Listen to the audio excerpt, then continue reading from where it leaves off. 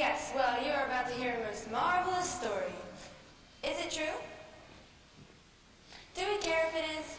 Hardly. Our tale begins in a once-upon-a-time era, a time when men were chivalrous and ladies were meek. Our characters, however, may show another side of those folk. Anyway, here in merry old England, we're about to meet King Arthur and Lady Guinevere, who are engaged to be married. Naturally, they have never met each other. Behind me is a hill near Camelot, the legendary castle of King Arthur. Oh look, here comes Sir Dinadan.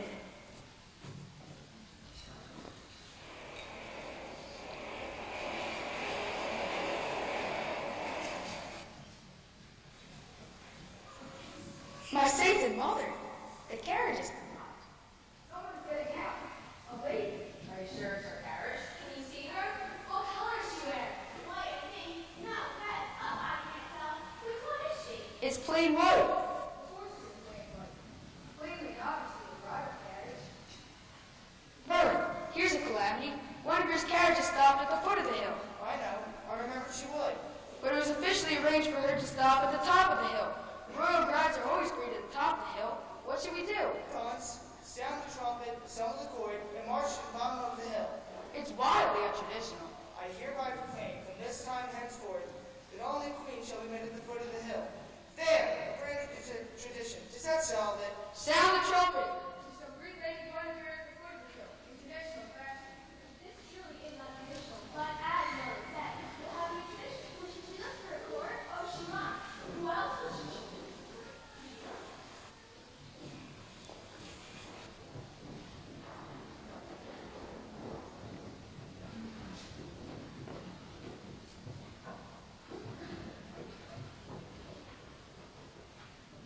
Arthur, get out of that tree. Your Majesty, I know you're up there. Get out at once. Ward, come down at once. You're perfectly safe. There's no one here. Why so angry, Merlin? I know you are because you called me Ward. Yes, Ward, the schoolboy's nickname. That's what your behavior warrants. Perched in a tree trying to steal a look at your bride. Will you never learn patience? I'm the king. Others must learn patience. How is she, Merlin? Is she beautiful? I don't recall. Rubbish. Are you pretending you don't see into the future? When you live backwards in time as I do, and have the future to remember as well as the past, occasionally you do forget a face. Merlin, as your king, I command you to tell me if she's She's beautiful. quite or very. Very. Merlin, how come you've never told me love and marriage? Don't scramble them together that way. They're two different things. Besides, I did give you a lesson once, but your mind was, as usual, elsewhere. You'd better heed me well from now on. I shan't be here long. Why not? I've told you I'm due to be bewitched by a nymph named Nimue, who will steal my magic powers and lock me in a cave for several centuries. Nimue, fiddlesticks. Whenever you're displeased with me, you threaten me with this creature Nimue. It's not a threat. It will happen. When you know she's near, change yourself into a bat.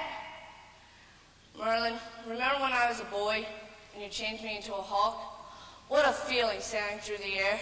For old time's sake, do it again. Right this minute. One last soar through the sky. Why? So you can soar through the sky to your carriage and see her through the window? No. Merlin, there are times that I insist that you remember who I am. Make me a hawk or I shall have your head cut off. It's you who keep forgetting who you are. Think of the joy you brought to Camelot. A radiant young princess never before out of her castle. Come by treaty to bring peace between the peoples. A royal marriage. A new queen. And where is this king? Swinging in the trees. Thank heaven history never knew. Thank heaven Mallory and Tennyson never found out. Thank heaven your people aren't aware of your behavior. Now go back to the castle, my boy, at once. My people indeed. As if they give a thought to what I'm doing tonight. Oh, good and loyal subjects of the crown, are you really peering up at the castle with question marks in each eye, throbbing with curiosity about the king's bridal leave, turning to know how stands the king humor on his prenuptial night? Yes, you are. That's precisely what you're doing. Every last, blessed one of you. I know what my people are thinking tonight, as home through the shadows they wander. Everyone's smiling in secret delight. They stare at the castle and ponder. Whenever the wind blows this way, you can almost hear everyone say, I wonder what the king is doing tonight. What merriment is the king pursuing tonight? The candles at the court, they never burn as bright. I wonder what the king is up to tonight. How goes the final hour as he sees the bridal bower being legally and regally prepared? Well, I'll tell you what the king is doing tonight. He's scared. He's scared. You mean that a king who fought a dragon, whacked him in two and fixed his wagon, goes through wet and terror and distress? Yes. A warrior who so calm in battle, even his armor doesn't rattle, faces woman petrified with fright. Right. You mean that appalling clamoring that sounds like a blacksmith hammering is merely the banging of his royal knees? Please. You wonder what the king is wishing tonight. He's wishing he were in Scotland, fishing tonight. What occupies his time while waiting for the bride? He's searching high and low for some place to hide. And oh, the expectation, the sublime anticipation he must feel about his wedding night to come. Well, I'll tell you what the king is feeling tonight. He's numb, he shakes, he quails, he quakes, and that's what the king is doing tonight.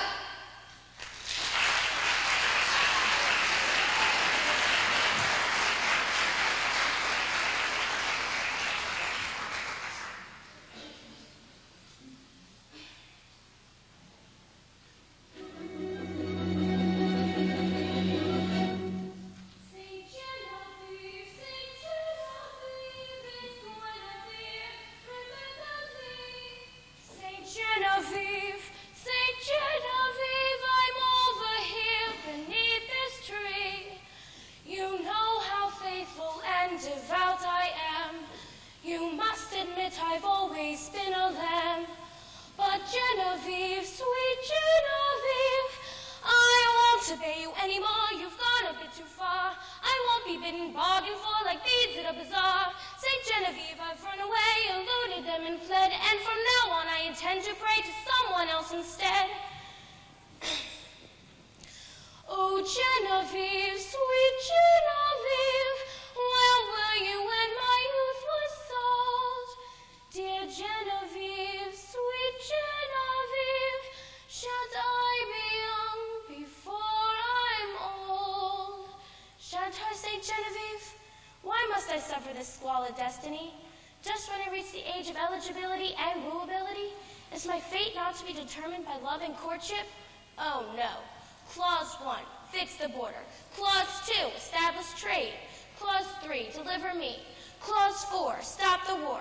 Clause 5, 6, pick up sticks. How cruel, how unjust. Am I never to experience the simple joys of maidenhood? Those simple, garden variety joys of maidenhood?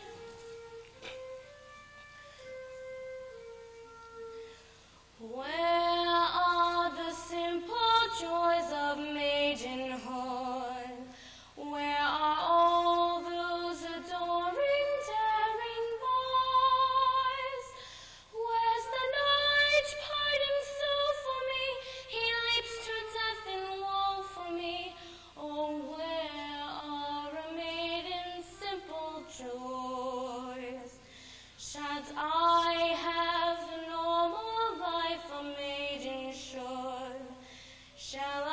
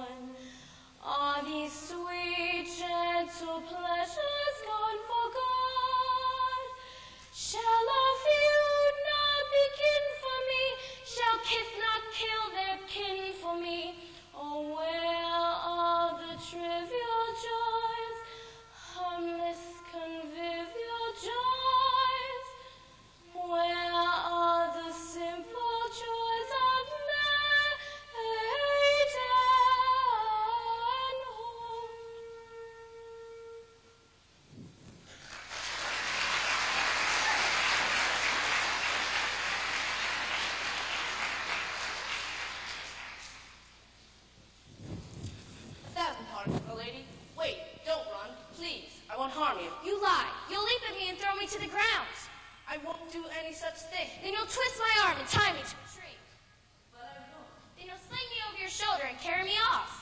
No, by the sword Excalibur. I swear I won't do any such thing. Why not? How dare you insult me in this fashion? Do my looks repel you? No, you're beautiful. Well then, we're alone. I'm completely defenseless. What kind of cat are you? Apologize at once. I apologize. I'm not certain of what I've done, but from the depths of my heart, I apologize. Ah, I think I know. You heard me praying. I couldn't help it, milady. You did pray rather loudly. And you know who I am? Why, you're Guinevere. Yes, of course. You're afraid because I may be your queen. That accounts for your polite, respectful, despicable behavior. Milady, I've never harmed you for any reason. And as for what to do with you, I'm at loss. I know you are to be queen. I should escort you back to your castle. And at the same time, you're made in a genuine distress. It's chivalry versus country. I can't quite determine which call to obey. You'd better decide quickly. They'll soon reach the carriage and discover I'm gone. Then all of Camelot will be looking for me. At least that'll be exciting. Unless they're all like you, and they all go home to deliberate. Oh, why isn't Merlin here? He usually senses when I need him and appears. Why doesn't he fail me now? Who? Merlin, my teacher. He would know immediately what to do. He's the wisest man alive. He lives backwards. I beg your pardon? He lives backwards. He doesn't age. He youthens. He can remember the future, so he'll tell you what you'll be doing in it. Do you understand? Of course I don't understand. But if you mean he's some sort of fortune teller, I'd give a year in paradise to know mine. I can never go back to my own castle, and I absolutely refuse to go to that one. You refuse to go on, ever? Ever. My only choice is don't stare. It's rude. Who are you? Actually, they call me Ward. Ward? What a ridiculous name. Are you sure you heard them properly? Yes, it's a nickname. It was given to me when I was a boy. You're rather sweet, in spite of your name. I didn't think I'd like anyone here in Camelot. Imagine riding 7 hours in a carriage on the verge of hysteria, then seeing that horrible castle rising in the distance and run away. Then having a man plop down from a tree like an overripe apple. For my first day away from home, you must admit, it's been quite playful. Ward, why don't you... Is it really Ward? Yes. Ward, why don't you run away with me? I run away with you? Yes, as my protector. Naturally, I would be brutalized by strangers. I expect that. But think of it. What if there was no one there to rescue me? Think of it. We could travel the world. France, Scotland, Spain. What a dream it's been, and how easily I could be caught up in it. But I can't. To serve as your protector could satisfy the prayers of the most fanatic cavalier, but I must decline. You forced me to stay? Not at all. But you know you're the only one I know in Camelot. Whom else can I turn to? Milady, if you persist in escaping, I'll find someone brave and trustworthy enough to accompany you. Then do so immediately. There's not much time. Oh, do look around you, milady. Reconsider. Camelot is unique. We have an enchanted forest where the fairy queen, Morgan Le Fay, lives in her invisible castle. Most unusual. We have a talking owl named Archimedes, highly original. We have unicorns with silver feet, the rarest kind. And we have by far and away the most equitable climate ever, ordained by the decree, extremely uncommon. Oh, come now. It's true. It's true. The crown has made it clear.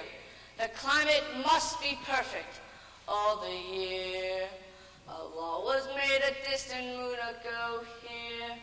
July and August cannot be too hot. And there's a legal limit to the snow here in Camelot. The winter is forbidden till December, and exits March the 2nd on the dot. By order, summer lingers through September in Camelot. Camelot, Camelot. I know it sounds a bit bizarre. But in Camelot, that's how conditions are. The rain may never fall till after sundown. By 8 the morning fog must disappear. In short, there's simply not a more congenial spot for happily ever aftering than here in Camelot. And I suppose the autumn leaves fall into neat little piles. Oh no, milady. They blow away completely. At night, of course. Of course. Camelot, I know it gives a person pause. But in Camelot, those are the legal laws. The snow may never slush upon the hillside.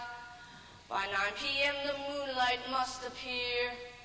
In short, there's simply not a more congenial spot for happily ever aftering than here in Camelot. There he is.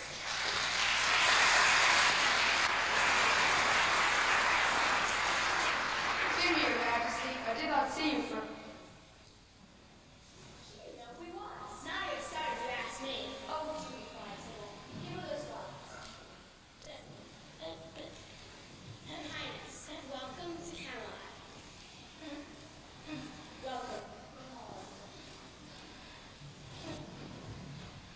When I was a lad of 18, our king died in London and left me one to succeed him.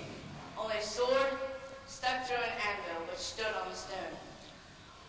On the stores in letters of gold said, "Whoso pulleth this sword out of this stone shall be king of all England." Many chaps tried to dislodge it, but all failed. Finally, a tournament was held for New Year's Day, so that all the mightiest knights could be assembled at once and could have a go at the sword. I came as squire to my cousin Sir Kay. On the morning of the tournament, he had discovered that he left his sword at home and gave me a shilling to go back and fetch it. On my way through London, I passed the square, and there I saw the stone. Seeing the square was deserted, I decided to save myself a trip and borrow the sword. So I tried to pull it out. I failed. I tried again. I failed again. Then I closed my eyes. And with all my might, I tried one last time. Lo, it moved in my hand. Then slowly it slid out. I heard a great roar. When I opened my eyes, the crowd was filled with people shouting, "Long live the king! Long live the king!" And I looked at the blade on the sword and saw the golden letters gleaming. That's how I became king. I never knew I would become king. I never wanted to become king. And since I am, I've been ill at ease at my crown until I dropped from the tree. My eyes were open. Then, this first time, I wanted to be king. I was glad to be king. And most astonishing of all, I want to be the most wisest, most heroic, most splendid king who ever sat on any throne.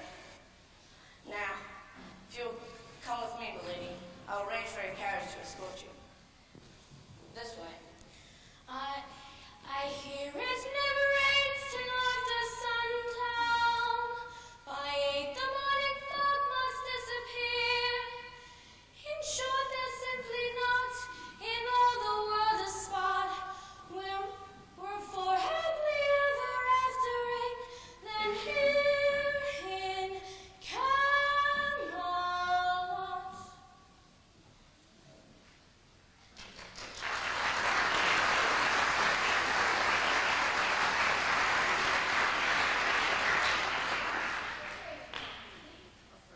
Marriage is rather frightening, isn't it? I must confess, your ladyship, it did seem frightening at once, but now not marrying seems definitely more terrifying. What would have happened if we hadn't to the treaty? It would have been broken. War would have been declared. War? Over me?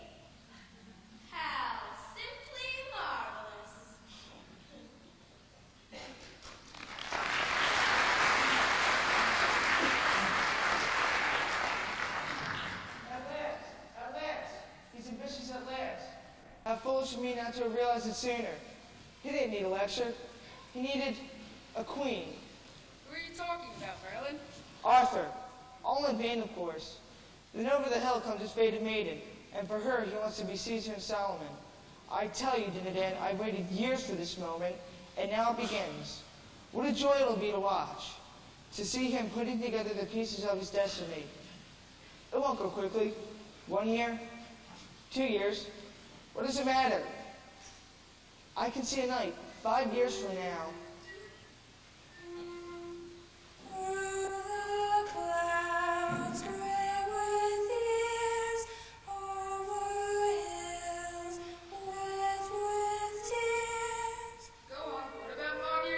Yes, after the Battle of Bedgreen, that's when it will happen.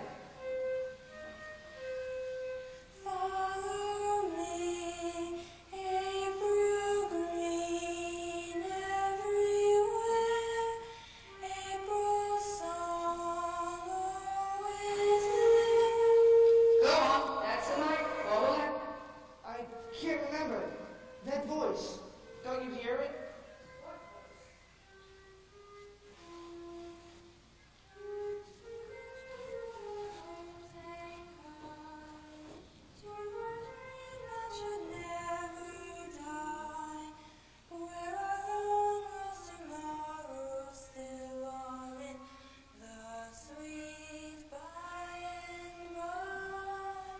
So, Nimue, it is you.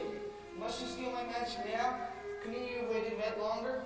Wait! Have I told him everything he needed to know? Did I tell him of Lancelot? I did. But Lancelot and Guinevere. Did I warn him of Lancelot and Guinevere? And Mordred. I didn't warn him of Mordred, and I must. I remember nothing of Lancelot and Guinevere. And Mordred. It's all gone. My magic is all gone.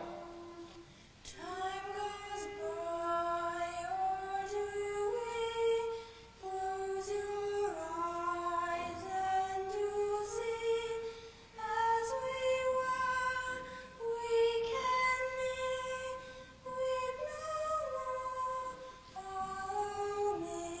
Goodbye, Arthur. My memory of the future is gone. I remember no more the sorrows and joys before you. I can only wish for you in ignorance, just like everyone else.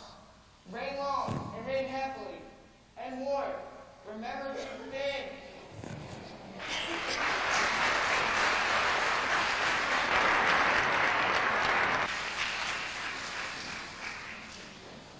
Merlin is gone. Can Arthur learn to think on his own? The wedding was glorious. All the knights and ladies in full regalia. Trumpets sounded, meals were served, and Arthur and Guinevere were king and queen. Their love for each other was spoken of not only in court, but all through the countryside. Camelot was alive with these two young rulers. Knights would have jousting competitions, minstrels would sing, and there would be wonderful banquets in the castle. Now 5 years have passed. We return to Camelot and listen to our Guinevere and Arthur.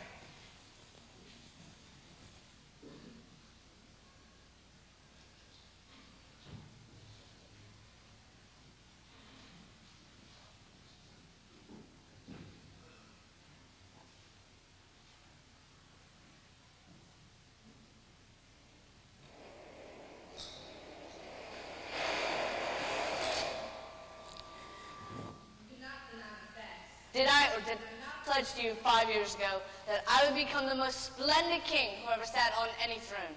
You did. And in 5 years, have I become the most splendid king who ever sat on any throne? You have. Rubbish. I have not, and you know well. I'm nothing of what I pledged to you I would be. I'm a failure, and that's that. Arthur, it's not true. You're the greatest warrior in England. But for what purpose, Jenny? Might isn't always right. Nonsense, dear. To be right and lose couldn't possibly be right. Yes, might and right. Battle and plunder. That's what keeps plaguing me. Merlin used to frown on battles, and yet he would always help me win them. I'm sure it's a clue. If only I could follow it.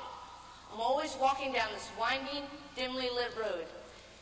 And in the distance, is an outline of a thought, like a shadow of a hill. I fumble and I stumble, and when I finally get there, the hill is gone, not there at all. And I hear a small voice saying, "Go back, Arthur. It's too dark for you to be out thinking." My poor love, let me see you do it. Walk out loud. All right.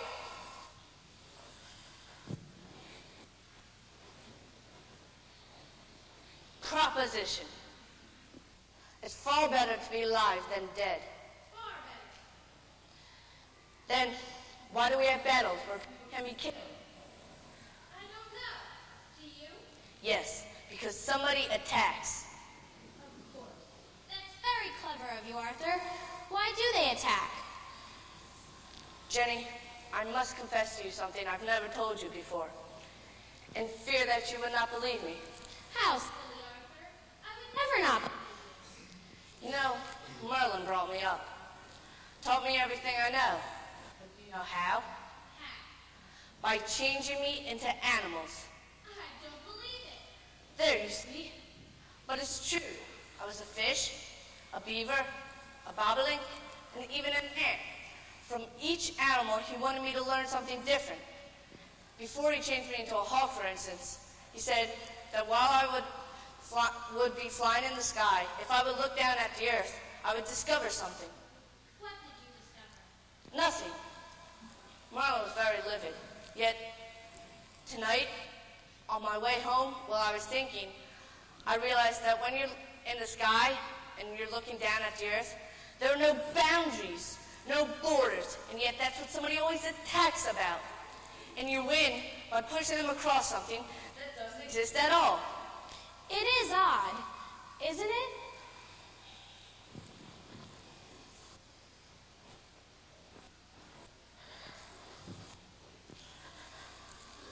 Proposition. We have battles for no reason at all. Then why? Why? Because knights love them. They love charging in and whacking away. It's splendid fun. You said so yourself often. It is splendid fun, but that doesn't seem reason enough. I think it is. And from a woman's point of view, it's wonderfully exciting to see your knight Oliver ride bravely off to battle. Especially when you know he'll be home safe in one piece for dinner. That's it. It's the armor. I can't believe I missed it before. Only knights are rich enough to afford armor. They can declare war when it suits them. Go clod-hopping about the countryside, slicing up peasants and foot soldiers, because peasants and foot soldiers are not rich enough to afford armor. All that can happen to a knight is an occasional dent. Proposition. Wrong or right, they have the might. So wrong or right, they're always right, and that's wrong, right? Absolutely. Is that the reason why Merlin helped me to win these battles? To take all that's knocking about the world and do something with it? But what? Yes. What?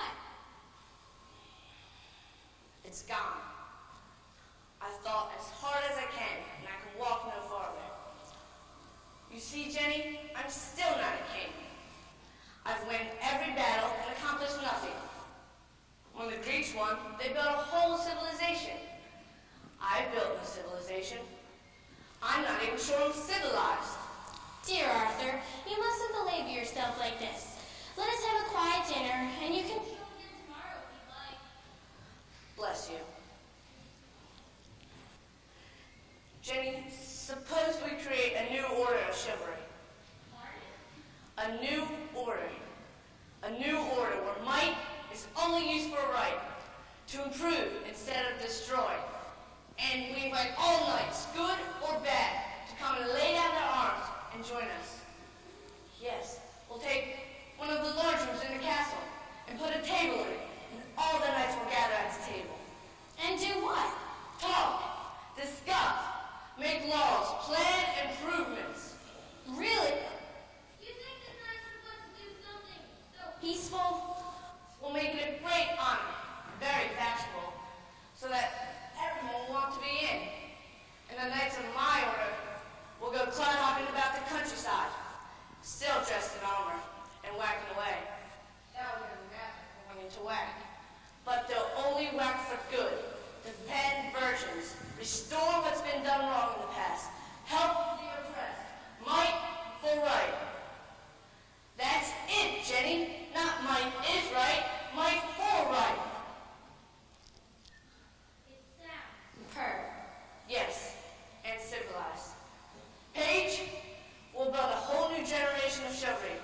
young men, not old, burning with zeal and ideals. Tell the heralds to map the towers, and have their trumpets, and to assemble the court. Send word there's to be a proclamation. Yes, Your Majesty. Arthur, it'll have to be an awfully large table. And won't be all the knights will be claimed. Superiority and wanting to sit at the head. Then we shall make it a round table, where there is no head.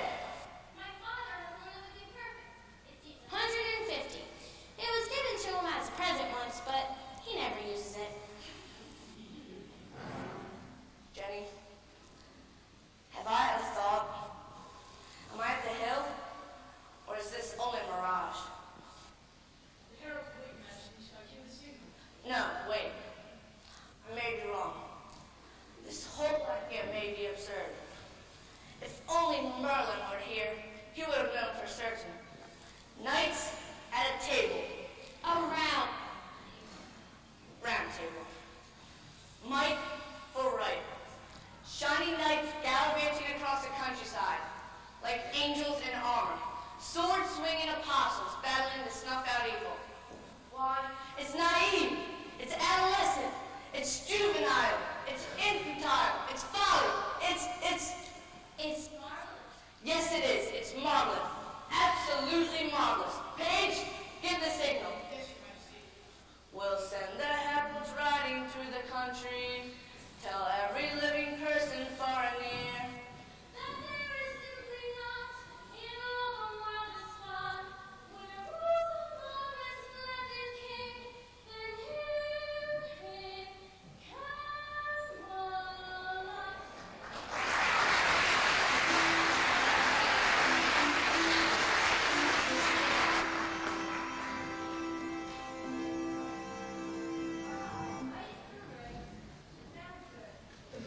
A perfectly workable plan.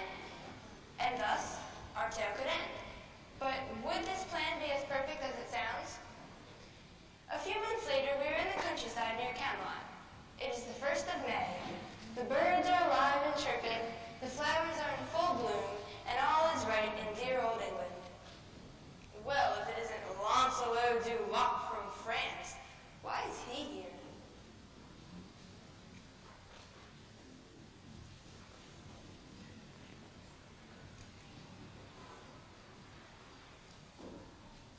Camelot, Camelot, in far off France I heard your call. Camelot, Camelot, and here I am to give my all. I know in my soul what you expect of me, and all that and more I shall be. A knight of the Table Round should be invincible, succeed where a less fantastic man would fail. Climb a wall when a dragon in record time, swim a moat in a coat of heavy iron mail. No match to the pain, he ought to be unwincible. Impossible deed should be his daily fare. But where in the world is there in the world a man so extraordinaire? C'est moi, I'm forced to admit, 'tis I, humbly reply. The mortal who these marvels can do, c'est moi, 'tis I. I've never lost in battle or game, I'm simply the best by far. When swords are crossed, 'tis always the same, one blow and au revoir. C'est moi, so remarkably fit, a French Prometheus unbound. And here I stand with valor untold, exceptionally brave, amazingly bold, to serve the table round.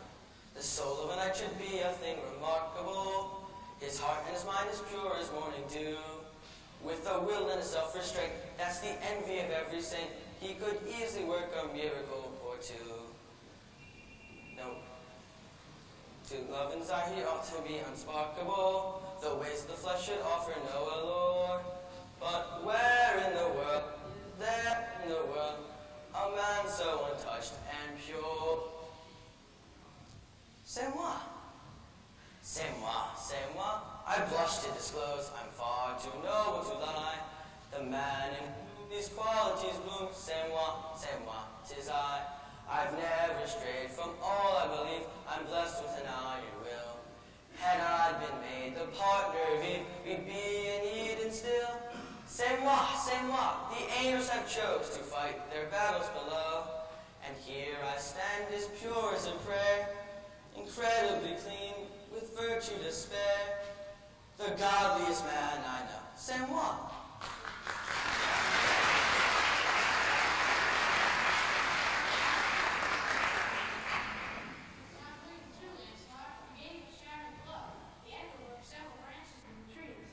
There's water in your flask. Toss it in his face and hurry. O King Arthur, what caliber of man you must be, to have conceived of the table, to have created a new order of life. I worship and foreknow you. No harm must befall you. Beware, enemies of Arthur. Do you hear me? Beware. From this moment on, you answer to me. What a blow, what a blow! Magnificent, simply magnificent. Now that you've recovered, sir, I bid you good day. And the next time you raise a spear to me, remember that you challenged the right arm of King Arthur. Wait, I am King Arthur. A king? Almost the late king. And I struck you? Oh my God! Sire, I'm Lancelot de Luck. I heard of your order in France and came to join. Oh, I beg His Majesty to forgive me, but not because I deserve it. But by forgiving me, I'll suffer more. Really, dear chap, I don't want you to suffer at all. I want to congratulate you. Please rise, and you too, Squire. I can't, Your Majesty. I'm too ashamed to lift my head. Then, I command you. I tell you, I never felt a bash in the chest like that before. It was spectacular. Where did you learn to do it? My skill comes from training, Your Majesty. My strength from purity. Ah, a unique recipe, I must say. He's a unique man, Your Majesty. At the age of 14, he could defeat any jouster in France. His father, King Van, made me his squire when he was only... King Van? Of Benwick? What did you say your name was? Lancelot de Luck, Your Majesty. Lancelot. Lancelot? My word, you're Lancelot? I was told you were coming. You were told, Your Majesty? By Merlin, our court magician. He said to me one day, Arthur, keep your eyes out for a man named Lancelot du Lac from the castle of Joyous Gard. He will come to the court of Camelot, and he will be... What was it now? Your ally if you'll take one. Your friend who asks not friendship. Your defender when you need one. Whose heart is already filled with you. Whose body is your sword to brandish. Did he prophesy that, Your Majesty? For all that, I am. Really, dear chap, it's more than one could hope for. More than one should ask. Then you'll accept me? Oh yes, without hesitation. We must arrange for your knighthood immediately. No, Your Majesty, not immediately. Not till I have proven myself. Let me perform for you. Give me an order. Now? Yes, now, this very moment. Is there some wrong I can right? Some enemy I can battle? Some peril I can undertake? Well, actually, there's not much going on today. It's the 1st of May, and the Queen and some of the court have gone a May. I was on my way to surprise her when you surprised me. Gone a May. Your Majesty? Why, yes, it's a sort of picnic. You eat grapes and chase girls around trees, and... A picnic, Your Majesty? A custom we have here. England, you know. It's a time for flowering. Knights gathering flowers? Someone has to do it. But with so much to be done. Precisely, because there is so much to be done. Of course, sire. Besides, it's civilized, and civilization should have a few gentle hobbies. Plus, I want you to meet the Queen. I shall be honored, sire. Dad, take the horse to the stable, feed them, and dress them for battle. For battle? But there's no one to fight today. One never knows, Your Majesty. Enemies seldom take holidays. I suppose. You know, Merlin. What is, Your Majesty? Have I offended you? Did I say something that displeased you? No, Lancelot. I suddenly remembered what Merlin said of you. How strange. How wondrous. He said, you will be the greatest knight to ever sit at my table. But that was long before I had the thought of this table.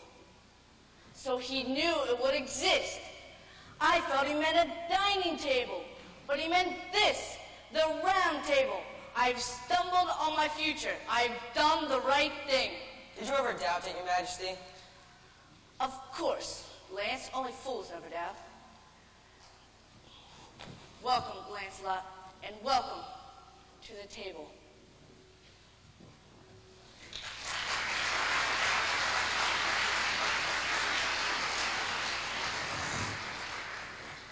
Oh, a real likable character, Mr. Lancelot. Is he really that perfect? We'll see. Oh, look. It's the members of the court with Guinevere. Let's join them.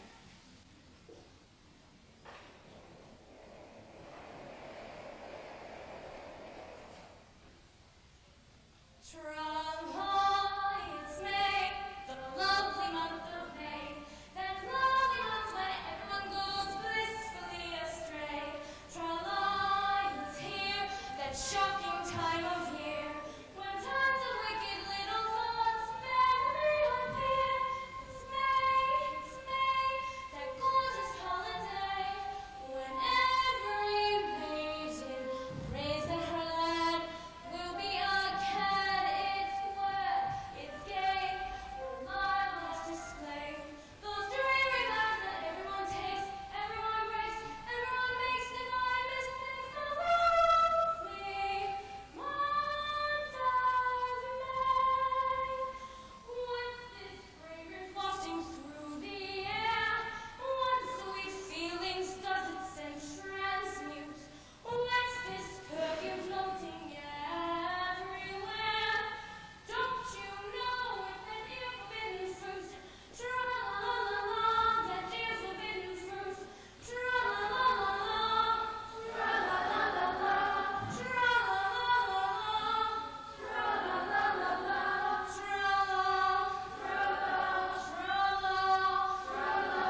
tra-la-la-la-la, It's May, the lovely month of May, that darling month when everyone throws self-control away. It's time to do a wretched thing or two, and try to make its precious day one glow and true. It's May, the month of yes you may, when time for every frivolous whim, trouble or aim, it's wild, it's gay, a blood in every day. The birds and bees and all of them dance, amorous ones, amazing and race across the lovely month of May. Tra-la-la, it's May, the lovely month of May, that lovely month when everyone goes blissfully astray. Tra-la-la, it's here, that shocking time of year, when tons of wicked little thoughts merrily appear. It's May, that wondrous holiday, when every maiden prays that her lad will be a cat. It's mad, it's gay, a marvelous display.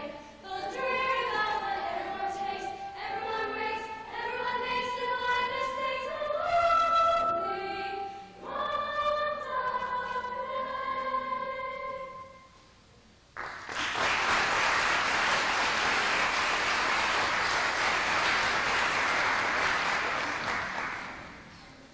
Forgive the interruption. Anyone here seen the beast with the head of serpent, the body of bull, and the tail of a lion weighing like 40 pounds? All you need, right? You were the friends of Guinevere. We have all seen it. Oh, really? How do you do, Your Majesty? Well, after forego the bending, these beastly hinges need ironing. Been sleeping out for 18 years. Different dreams, what? No, it isn't proper, but there you are, stiff as a door. Oh, it stopped raining. Who are you, my lord? Name of King Pellinore. May have heard of me. What? No matter. You say you haven't seen a beast with the head of a serpent, body of a boar. Please, I beg you, don't describe it again. It sounds much too revolting. We have not seen it. Called the questing beast. Curse of the Pellinores. Only a Pellinore can catch her, or that is his next of kin. Family tradition. Train all Pellinores with that thought in mind. Limited education. What? What? Oh, where am I now? Don't you know? Haven't the foggiest. Oh, very easy to laugh now, but nothing jocular about it to yours truly. Always mocking about after that beastly beast. Nowhere to sleep, never know where you are. rheumatism in the winter, sunstroke in the summer. And then all that horrid armor that takes hours to put on. Then sitting up all night polishing all that beastly stuff. But I am a Pellinore, amn't I? It's my fate. Oh, but sometimes I do wish I had a nice house of my own to live in, with beds in it and real pillows and sheets. Oh, by the way, where did you say I was? I didn't, but I will. Please do. You're in Camelot. Oh, thank you. Camelot? Oh, I think we've been through here, haven't we? Oh, you wouldn't know. All you can see is hair. But I remember, spent a lovely day here years ago with a nice young chap named Ward. Ever meet him, milady? Constantly. He's my husband, King Arthur of England. By Jove, is he? Is he? Good for him. Well done. His family always thought he was grand, simply grand. Do say hello to him for me. Won't take up any more of your time, man. We'll have them all gone. Come on, Horde. By Jove, the King of England. Isn't that splendid? My lord, I'm sure the king would like to see you again. Wouldn't you care to spend the night? Spend the night? Yes. In a house? In a bed. A bed? A feather bed. With pillows? Down pillows. Oh, I would love that. By George, I would. This is most wonderfully kind of you, ma'am. Wonderly. Okay, he sleeps somewhere else. Of course. Where would you like him to stay? Oh, anywhere around the castle will do. The moat. Don't really like it very much, you know. No earthly use to me. He is a bit of company, but he's a dog. Can do without him. He shall sleep in the stable. Clarice, would you please escort our guest to the castle? With pleasure, lady. This is too nice for words, ma'am. Most grateful. What a glorious day. There's even a hint of summer in the air. Or is that you? I joke, but of course, what? Mollocking around after that beastly beast? What? What?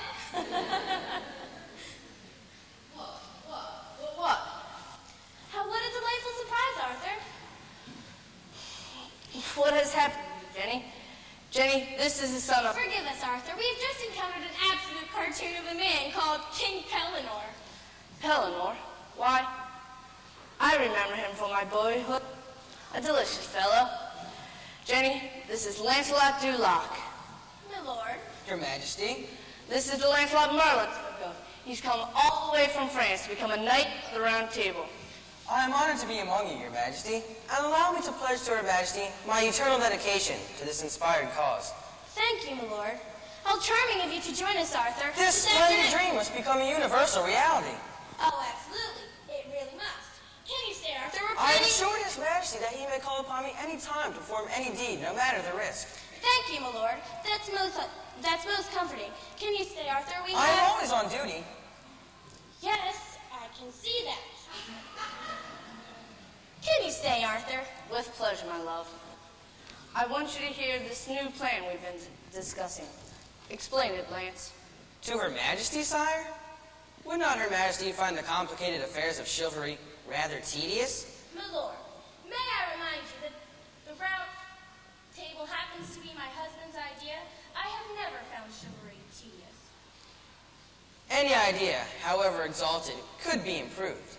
Really? Yes. I have suggested to His Majesty that we create a training program for knights. Marvelous idea, isn't it? A training program? Yes, it's a program for training. A standard must be established, Your Majesty, an unattainable goal that with work becomes attainable, not only in arms, but in thought, an doctrine of noble Christian principle. Whose abilities would serve as the standard, my lord? Certainly not mine, Your Majesty. It would not be fair. Not fair in what way? I would never ask anyone to live by my standards. To dedicate yourself to the tortured quest of perfection of body and spirit? Oh no, I would not ask that of anyone. Nor would I. Have you achieved perfection, my lord? Physically, yes. But the refining of the soul is an endless struggle. I do dare say. Do you mean to say you've never been defeated in battle or in tournament?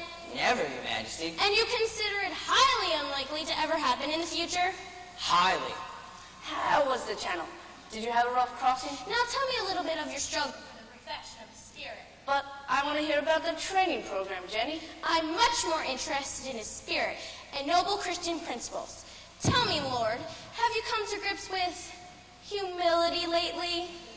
Humility, Your Majesty? I think we had better discuss the training program somewhere else. Not here, not now. You look far too beautiful, my love, to have anything on your mind besides frolicking flowers. Have a good day, and to all of you. Come, Lance, quickly. Good day, Your Majesty. Good day to you, Woodward. By George, that Frenchman is an unpleasant fellow. Extremely unpleasant. He seems to have a king wrapped around his finger. He's so poisonous and dead. He probably walked across the channel.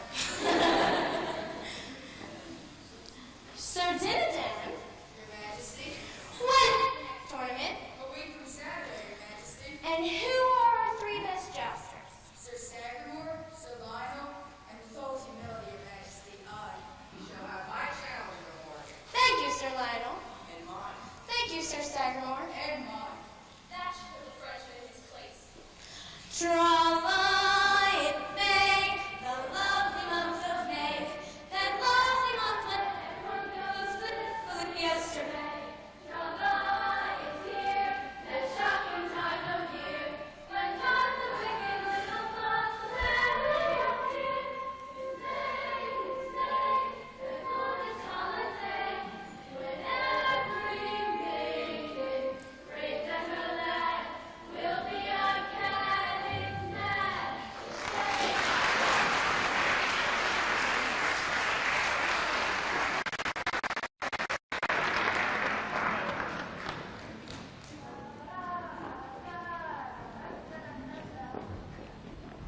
Well, the court certainly is not impressed with a man called Lancelot.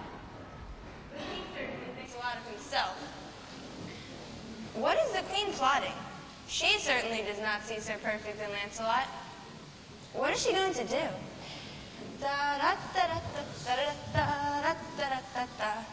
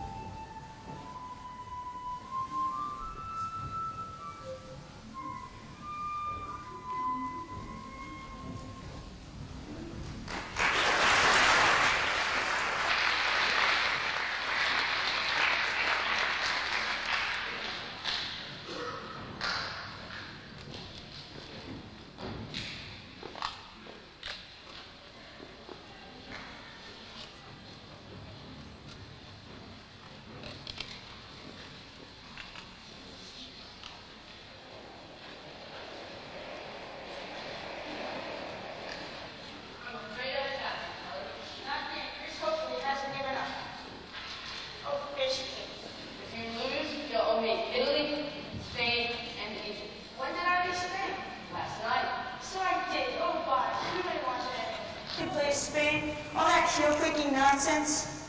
Stepping on bugs, that's what they're doing. What? Come on, Pelly. Don't try to rattle me with your amusement. It's your move. Get on with it. Bravo, Arthur. Bravo. Let arm fight armor. Let knights fight fairly. It's not a show where only peasants get killed. Bravo. Yes, it is more civilized. Well, Pelly, I'm waiting. Sit back your feet, Arthur. When a knight's go brawl for the land, our enemies will know what they have to face. No more immunities, death, or reformation. Sit down, will you? But, read on. Come on, Pelly, either play or give up. Up there. Egypt's mine. Oh, bulrushes. How can a chap make the right move with the town's cries blasting away in his ear? I know that it's admirable work you're doing, but could you do it in your own chambre de coucher? I'm terribly sorry, Pellinore. I didn't mean to throw you off your game. Really, my dear chap. Don't you ever do anything but run around the round table all day? Have you no hobbies? Don't you ever go fishing, collect things, catch butterflies? Aren't you interested in astronomy or make models of things? No, Pellinore, why not? Well, Arthur, if this is the type of knight you intend to breed, you'll bore history today. And furthermore, the idea of knights fighting knights is perfectly frightful. Godspeed. What's the sense of being a knight if you can get killed like everyone else? I guarantee you, Arthur, the chaps downstairs won't cotton to this at all. All new ideas are resisted, Pelly, but they'll get used to it in time. But he never gets off it. Why can't he come home one evening, hang up his spear and shield, and frolic about a bit like the other chap did? Be patient, Pelly. He will. No, Arthur, I won't. Pellinore is quite right.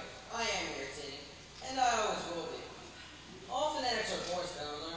And well, I'm a fanatic. Even when I was a child, I irritated the other children. I wanted to play their games, but I knew I could not. Even then, I was filled with a sense of divine purpose. I'm not saying I enjoy it, Woodward, but all my life I've locked the world out. And you know, when you lock the world out, you're locked in. I don't know what you're talking about. Never mind, Pelly. I do. Lance, are you truly satisfied with the proclamation? Is there anything you would like to change? No, Arthur, it's perfect. Although there are one or two changes I'd like you to consider. Naturally. Jenny, it's for you. Where, Lance? It's not pressing, Arthur. We can do it tomorrow. If you'll excuse me. No, I'd rather hear it now. I'd rather not. If you'll excuse me. My lord, Your Majesty. my lord, when you're arranging things with God tonight, please be sure and give us nice weather tomorrow.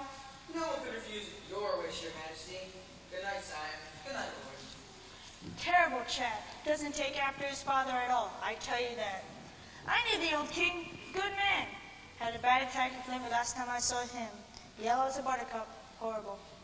Jenny, why do you persist in baiting the boy? Baiting? Not at all. Haven't you heard his latest claim? He says he can perform miracles. Miracles? What? Oh, come now, both of you. You obviously know that it's just a figure of speech. Nonsense. He announced to the knights as clear as a bell that his purity gave him miraculous powers. Purity? What? And I tell you as clear as a bell, he was referring to his physical prowess, which is vast indeed. Well, Arthur, we shall see about his physical prowess at the tournament tomorrow. Sir Lionel, Sagamore, and Dinnan have all challenged him to a joust. 3 darn strong men. He's accepted to fight all 3 on one and the same day? Well, I tell you, Arthur, I've never met anyone like him. Doesn't drink, has no lady, doesn't talk to anyone but you or God. He's crammed full of religion, and an all-around unpleasant. Pelly, please tell the chamberlain the order of the joust tomorrow will be Dinnan, Sagamore, and Lionel. The big chap last what? Splendid arrangements. Will be quite a day. Here's Merlin can hardly wait. The big chap last. A note of thanks from Sir Lionel. I'm allowing him to carry my kerchief tomorrow. Jenny, I would be most grateful if you withdraw your permission from Sir Lionel. At this late date, Arthur, it would be rather awkward. Then let Lancelot carry it against Sagamore. But I promised it to Sagamore.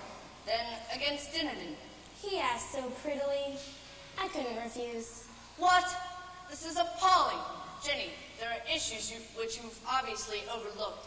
It will seem to the court that you're rooting for his downfall, championing his defeat. We don't know he'll be defeated. Besides, he knocked you unconscious and woke up your bosom friend. Perhaps he'll knock them out too, and they'll all get a house by the sea together. Jenny, at the risk of disappointing the other knights, I ask you to withdraw your permission from all. Only if you command it, as king. And if I do, will you forgive me? Never. If I ask as your husband, will you do so as a favor? No. The knights are against him, and I completely agree. They find him just as overbearing and pretentious as I do. That is not the issue. The issue is the kerchief. Can we not stay on the subject? There is nothing more to be said. If the king wishes me to withdraw my permission, then let me do so, and yours humbly will graciously obey. What? What? What? Blast you, Merlin. This is all your fault. You swore that you taught me everything from A to Z, with nary an omission in between. Well, I shall tell you what. You obviously forgot. That's how a ruler rules a queen. And what of teaching me by changing me to animal and bird, from a beaver to the smallest bobolink? I should have had a whirl at changing to the girl, to learn the way the creatures think.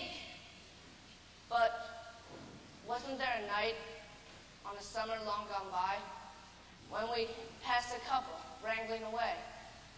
And did I not say, Merlin, what if that chap were I? And did he not give counsel and say, what was it now? Oh, my mind's a wall. Oh, yes. By Jove, now I recall. How to handle a woman. There's a way, said the wise old man. A way known by every woman since the whole rigmarole began.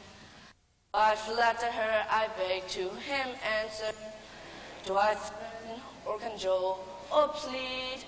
Do I brood or play the gay romancer? Said he smiling. No, indeed. How to handle a woman? Mark me well, I will tell you, sir.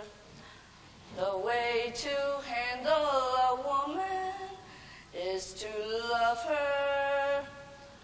Simply love her. Merely love her. Love her. Love her.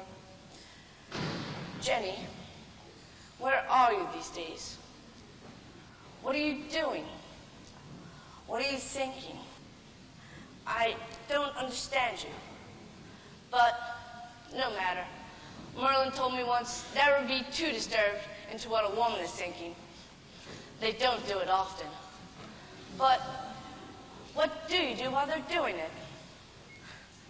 How to handle a woman? Mark me well, I will tell you, sir. The way to handle a woman is to love her. Simply love her. Merely love her. Love her. Love her.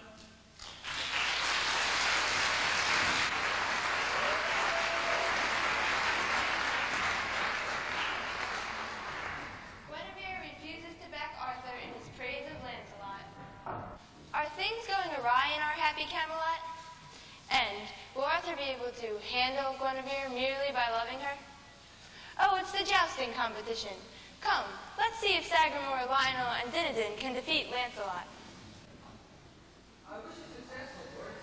Thank you, Lord. But are you being chivalrous or ironic? Neither. I mean it truly. The Savior wishes for your continuing good health. And pray the Lord? I have to, and I have prayed for us all. Help him, Edward. Help him, Edward. You know what I'm saying, Lance? I'll see you on your horse. There you go. The sermon on the down.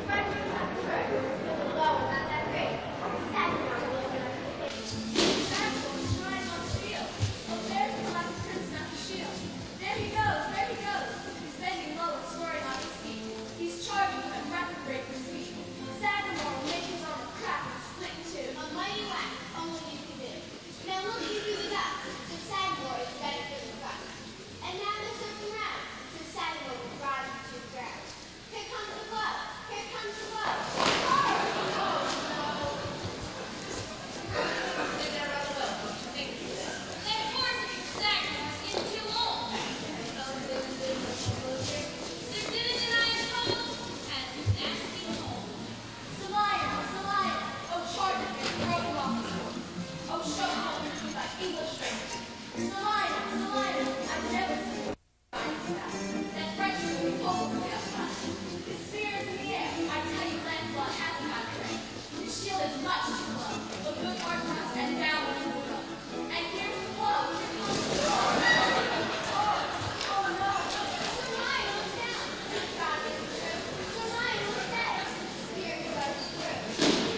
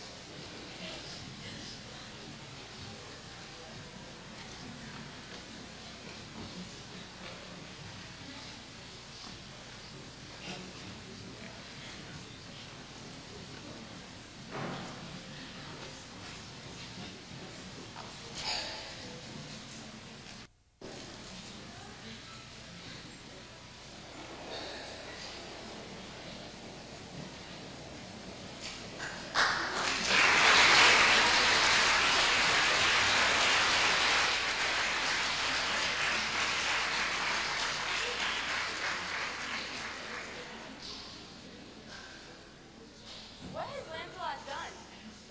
Did he truly pour his strength into Sir Lionel? Did he bring him back to life? Perhaps he truly is the perfect knight. And what of Guinevere? Has she changed her mind? What was that look she gave Lancelot? What indeed?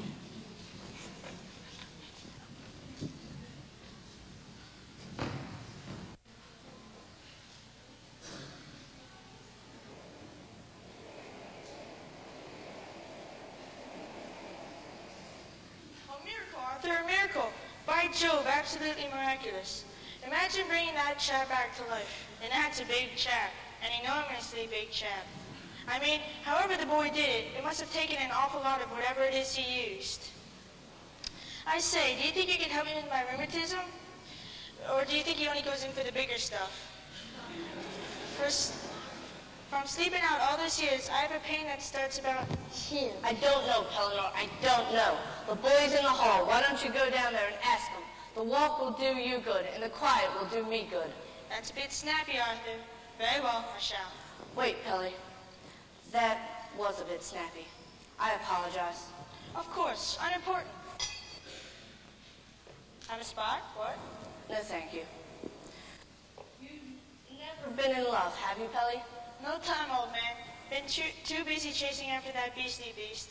Now I'm not young enough or old enough. And I'm too old and too young. And too young not to be tormented by them. How's that, Arthur? Well, man, been quite a day. You're still blessed, Pelly. You were very generous with the boy. When you stood there looking at him, and he stood there looking at you, it was quite touching. Didn't you think, Arthur? Pelly, summon the Chamberlain. Tell him that there are to be festivities held this evening. Right. And tell him to come to my study and bring the names of those awaiting knighthood. Festivities, eh? By Jove, better skip down to the blacksmith and pick up my formal togs. You seem tired, Jenny. I am, rather. I'm sorry to have to put you through this formal affair, but I thought Lance should be invested immediately. Oh, I agree. I shall be all right. Jenny, why don't you and Lady Anne go to the lodge for a few days? She always amuses you with the gossip of the court. I'll call you for the weekend. It will do your mind good to get away from round tables and chivalry. Don't you think? Don't you think?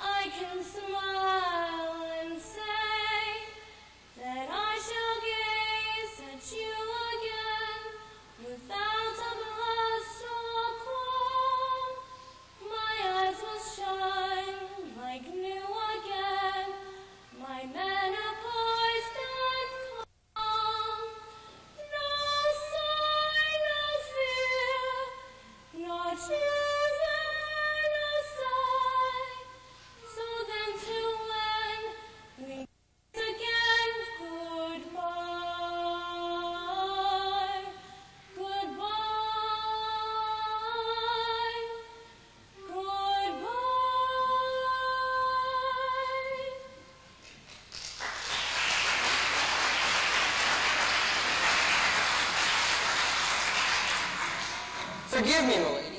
I didn't mean to disturb you. You're not disturbing me at all, Lancelot. You're to be knighted. When? This evening. I wish you wouldn't. Why? I don't deserve it. I'm not worthy. Not deserve it, Lancelot? What greater wonder could you ever perform? Oh, no. I'm sure Arthur will insist. Now, I must be changed for dinner. Please wait here. Arthur will be... Jenny, don't go. Jenny, I love you. God forgive me, but I do. God forgive us both. I've known it since the very first afternoon. Not when we met, but when I walked away. When... Lex was setting up achievements. The crab, you don't want to hear the heartbreak open. Surely I may arrange for nuts and ham. Unfortunately, the singles now in half. I shall be honored, Arthur. You must both dress and hurry. But before you do, I think we three should have a fine drink together. If we make an exception, Lex. Do you have any idea the impact the miracle will have on the table? I mean, when this is known, they'll be flocking to the round table from one end of England to the other, from Scotland, Wales, and all those questions complaining for nights may not even be necessary. I mean, when this is known, what has happened here in Camelot, they may lay down their arms and join up their own free will. It's quite possible not all bear arms anymore, and that all borders will disappear. And all of that I dreamed. I dreamed. I dreamed.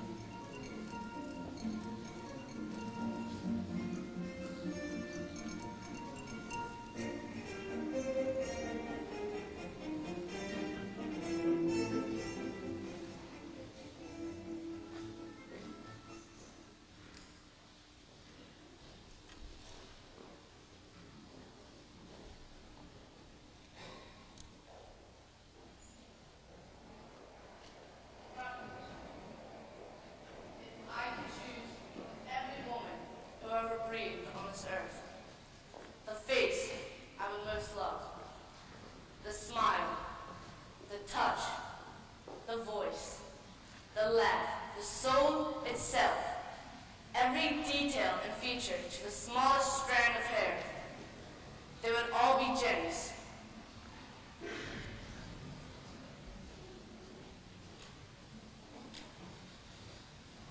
Proposition. If I could choose from every man who ever breathed on this earth, a man for my brother, a man for my son, and a man for my friend, they would all be linked. Yes, I love them. I love them. And they answer me with pain and torment. Be it sin or not sin, they betray me in their hearts. And that's by far sin enough. I see it in their eyes and feel it when they speak. I shall be wounded and not be terminated in kind. I'm done with feeble hoping. I demand a man's vengeance.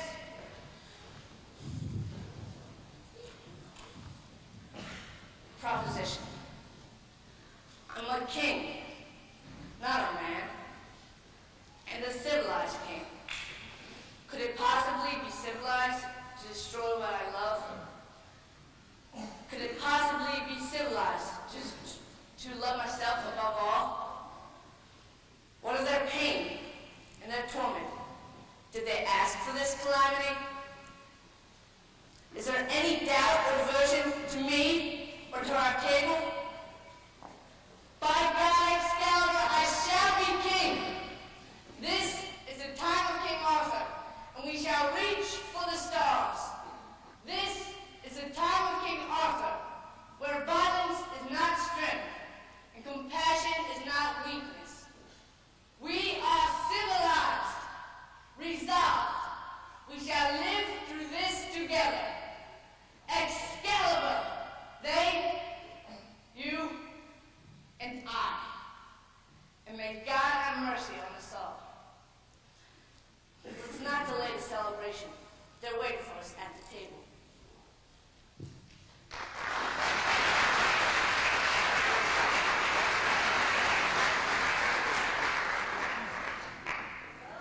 I guess we know what Arthur has discovered. But does Lancelot still mean as much to him? And what of his lovely lady? Several years have now passed. But what is happening inside Camelot? Let us join them this afternoon in the castle.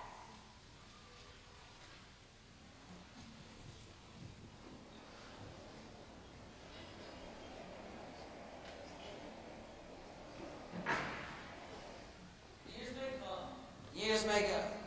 This I know will ever be so. The reason to live is only to love.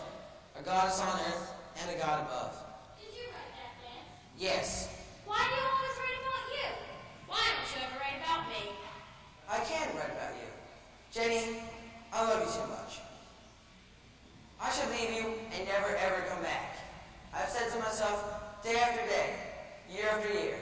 But when would I? Look at you. Here, read this.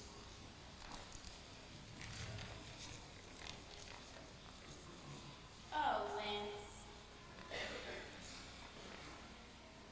If ever I would leave you, it wouldn't be in summer. Seeing you in summer, I never would go. Your hair streaked with sunlight, your lips red as flame, your face with a luster that puts gold to shame. But if I'd ever leave you, it couldn't be in autumn. How I'd leave in autumn, I never would know. I've seen how you sparkle when thorn nips the air. I know you in autumn, and I must be there. And could I leave you running merrily through the snow? Or on a wintry evening when you catch the fire's glow? If ever I would leave you, how could it be in springtime? Knowing how in spring I'm bewitched by you so. Oh no, not in springtime, summer, winter, or fall. No, never could I leave you at all. Jenny, do you think Arthur knows? Of course he doesn't. And if he did, I wouldn't want to live, and neither would you. You're right. Of course he doesn't. As much as he loves us, not even he could. Is it time to go, Lady Anne? I have a thrilling engagement this afternoon, Lancelot. I'm to give the prizes at the cattle show. I can't wait to see who wins. I have the list of winners for you, lady. Oh, lovely. The Aberdeen Angus for a change. I'm so pleased for him. He's been trying for so long, but always lost to the Shorthorns. Thank you for waiting with me, Lancelot. Thank you for allowing me, my lady.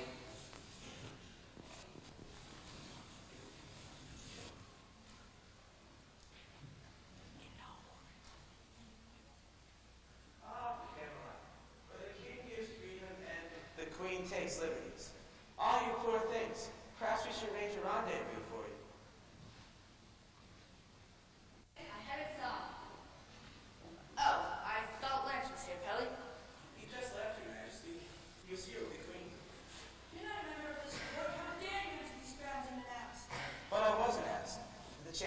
not said the young man from Scotland was here who bared royal greetings? And were you not informed that all visitors were to return here tomorrow afternoon? I shall be busy tomorrow afternoon. What impertinence! He shall be taught a lesson. Keep away. Stay back. I'm unarmed. Call the guard, Pelly. Have this young man thrown out of here. That's not a very kind way to treat the son of Queen Margus. Yes, Your Majesty, I am Mordred. Wait, Pelly. Mordred? Your Majesty. Leave it, Pellinore. I shall be waiting nearby if you need me. I bring you royal greetings from Queen Margus and King Lot. I trust your mother as well, Mordred. The Queen is splendid, as witchy as ever. Still beautiful, which she would be with all of her magic and sorcery. I've been wondering about the castle. I hope you don't mind. It's quite grand, really. The way you've mixed English with French. Very tasteful. And King Lot? The king? Never happier. He's always hated me, you know. He was so delighted I left. You know what he did to me once? Mother had a youth potion that took off 10 years. He gave it to me when I was 9 to make mine as 1. I kept asking Mother why King Lot despised me so. What brings you to Camelot, Mordred? A desire of blood, Your Majesty. I have quite a family here. My dear Aunt, Morgan Le Fay, whom I've never seen. Nor has anyone else. The castle in which she and her court lives in is quite invisible. It hardly seems reason enough for such a long journey. And there's you, Your Majesty. As I was saying, I kept asking Mother why King Lot despised me so. Then one day, not long ago, she told me the marvelous news. He's not my father. How Morgan Le Fay found me in the forest when I was a baby. How she put a spell on you and my mother. How she made you and my mother adopt me. And how you, my dear sire, promised that I would be your heir. Is that the way the story goes, Your Majesty? Yes, that's the way the story goes, Mordred. You can imagine her surprise when later he became the king of all England. Very well, Mordred. Now that you're here, what are your plans? That's for you to decide, Your Majesty. Then I shall tell you what I suggest, what I offer, what I wish. That you stay here and become a knight of the Round Table. You have youth, brains, and proper heritage. Much can be done if you apply yourself. I shall try, Your Majesty. I'm sure of that. And I shall tell you, I will be watching you carefully, very carefully, to see if you deserve it. Tonight, you will eat dinner with the Queen and me. And tomorrow, your training begins. But I shall warn you, I shall show no favoritism to you at all. You must earn your right to knighthood by virtue and proper deeds. I shall try, Your Majesty. The adage, blood is thicker than water, was invented by undeserving relatives. Virtue and proper deeds, Your Majesty? Like what? Courage, my lord? Purity and humility, my liege? Diligence, charity, honesty, fidelity? The 7 deadly virtues? No, thank you, Your Majesty. The 7 deadly virtues, those nasty little traps. Oh no, my liege, they were not meant for me. The 7 deadly virtues were made for other chaps who love a life of failure and ennui. Take courage. Now there's a sport. An invitation to the state of rigor mortis.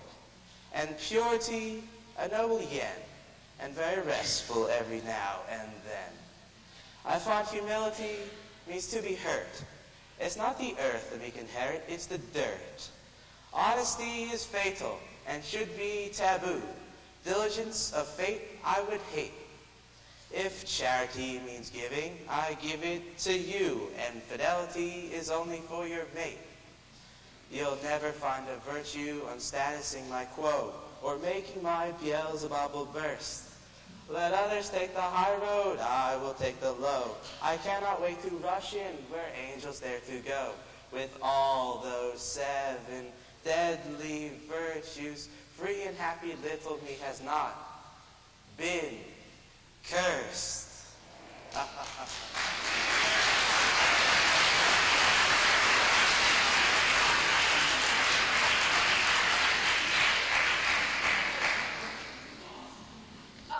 Mordred. Arthur's heir? What an evil man he is. But can he do anything to hurt Arthur? Or Guinevere? Or Lancelot? Another month has passed.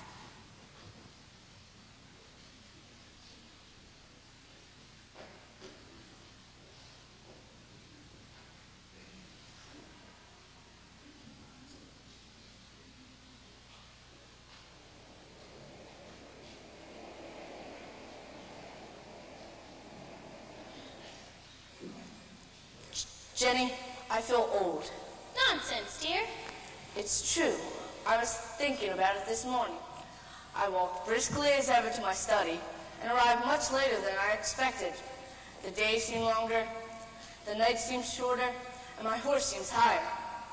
You don't get enough fresh air, Arthur.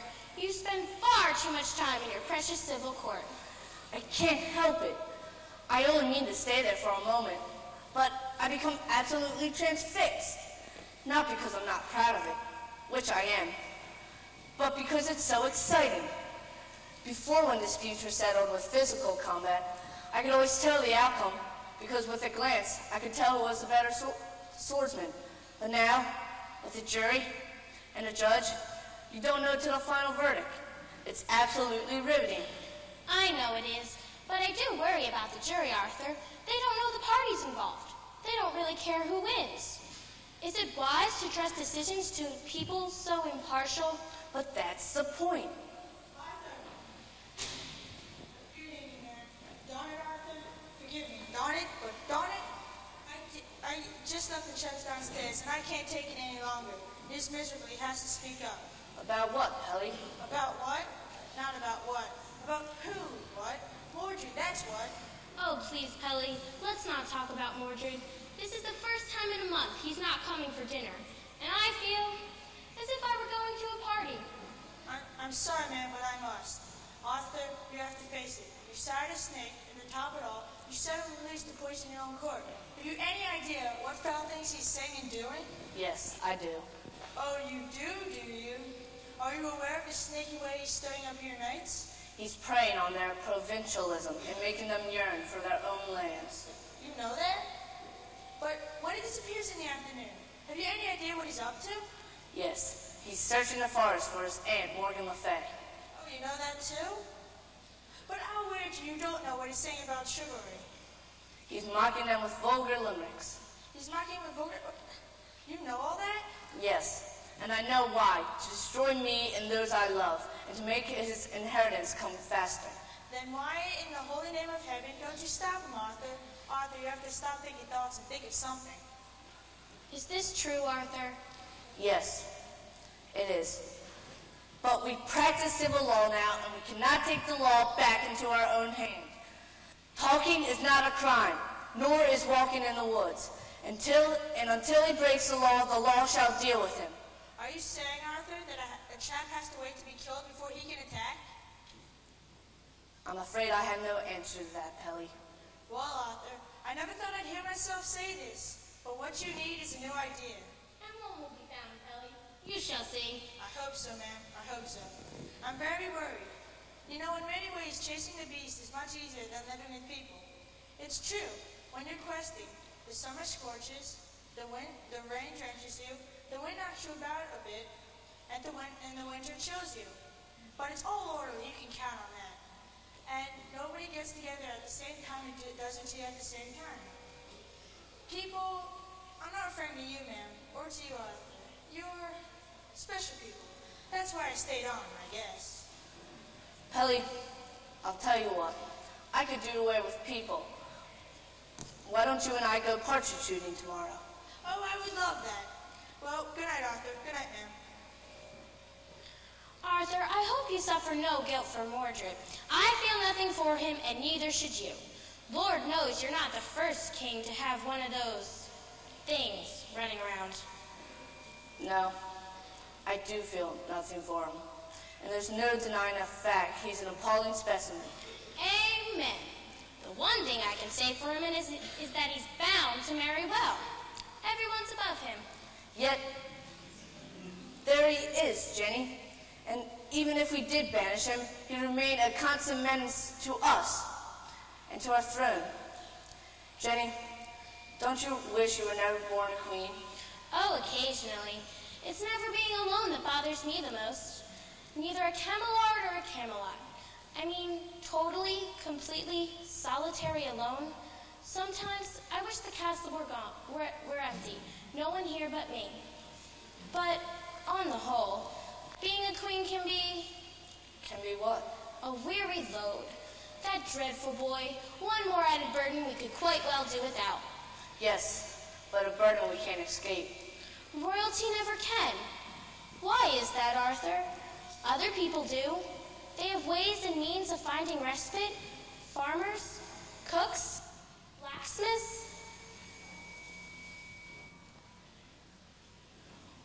What do the simple folk do to help them escape when they're blue? The shepherd who is ailing, the milkmaid who is glum, the cobbler who is wailing from nailing his thumb. When they're beset in these scenes, the folk not noblessly hold the leash. However do they manage to shed their weary lot? Oh, what do simple folk do? We do not. I have been informed by those who know them well. They find relief in quite a clever way. When they're sorely pressed, they whistle for a spell, and whistling seems to brighten up their day. And that's what simple folk do, so they say. They whistle. So they say.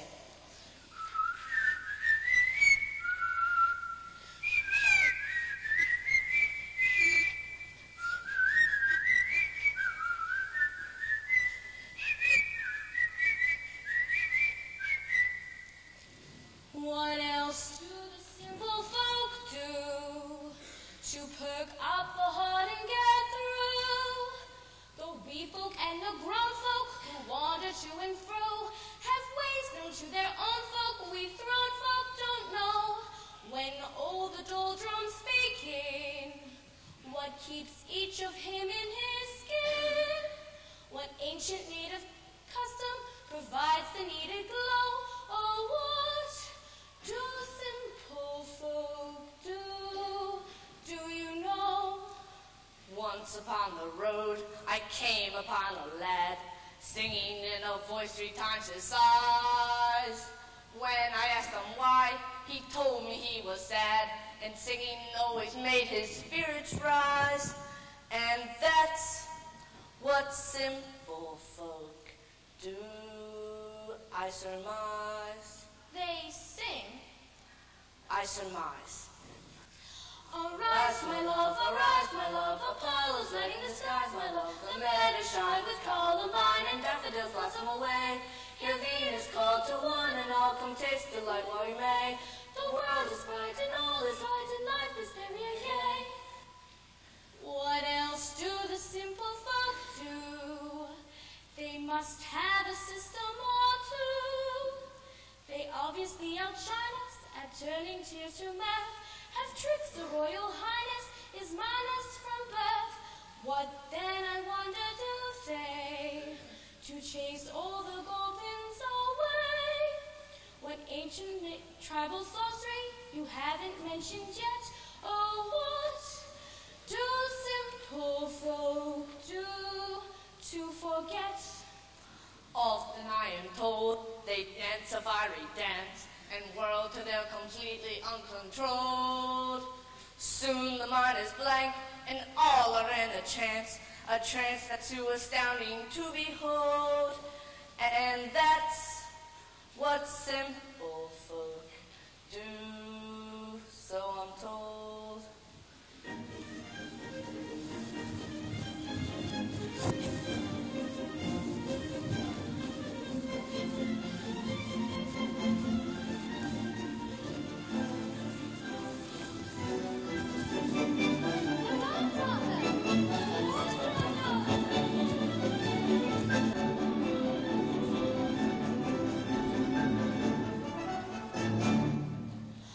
What else do the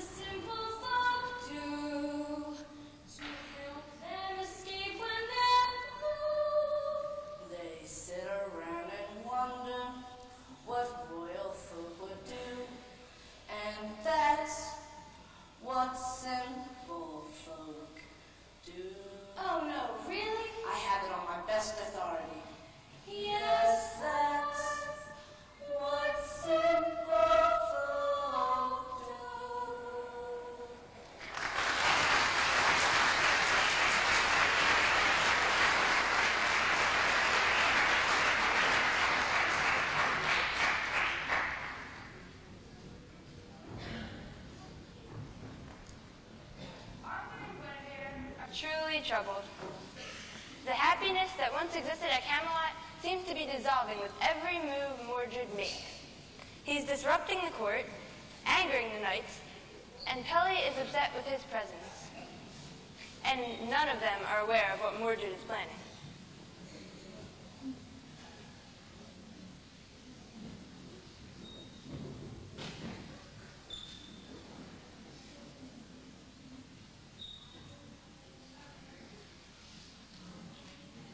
Here comes that wretch now. What is he carrying? Candy? Why would he?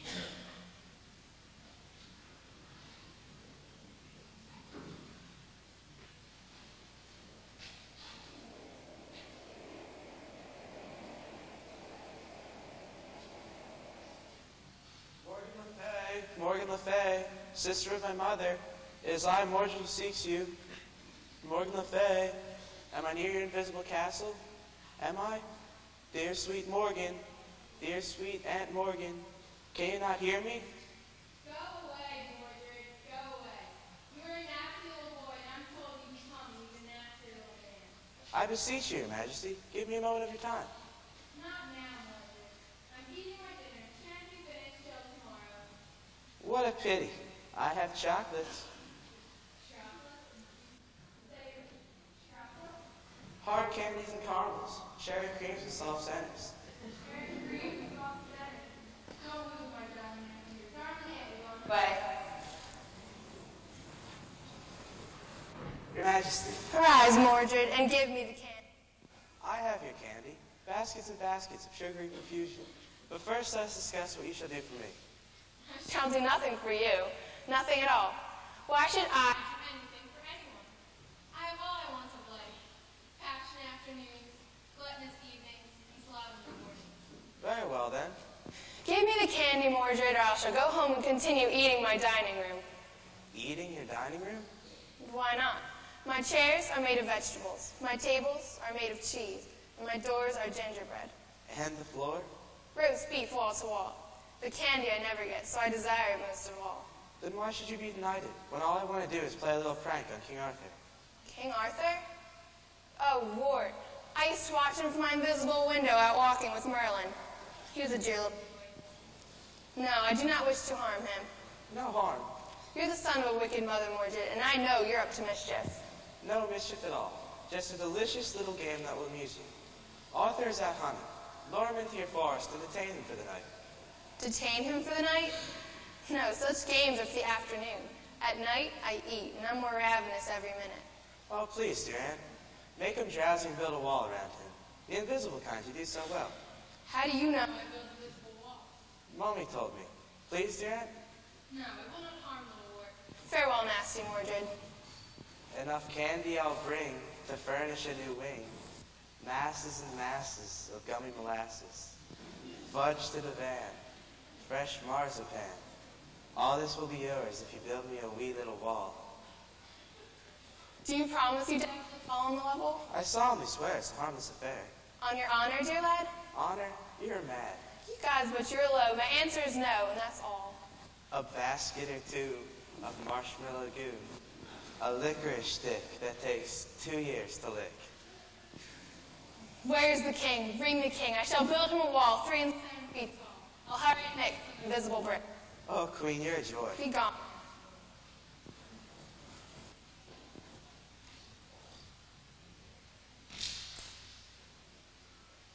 Where's the bird, Arthur? Where's the bird? You hit it. I saw you. Where did it go? Strange, Pelly. I've never seen this part of the forest before. I used to play in this valley when I was a boy, but it was more like a meadow. There were no trees. Nature on board. Things pop up. You know. Where's the bird? Shh. It's awfully quiet around here, isn't it? Not a leaf rustling, not a whisper in the woods. Makes one rather drowsy, don't you think? Care to rest a bit? No, thank you, old man. I want to find that bird. When a bird's hit with an arrow, it ought to fall like a gentleman.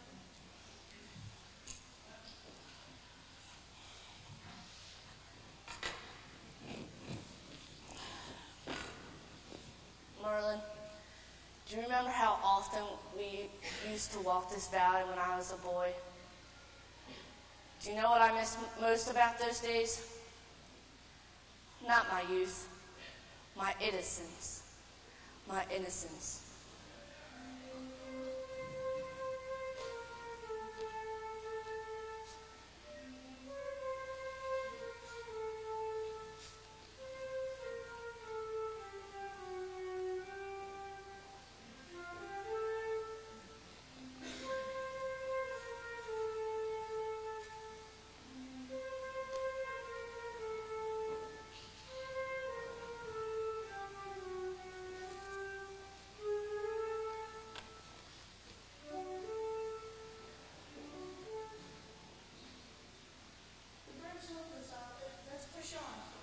Where am I?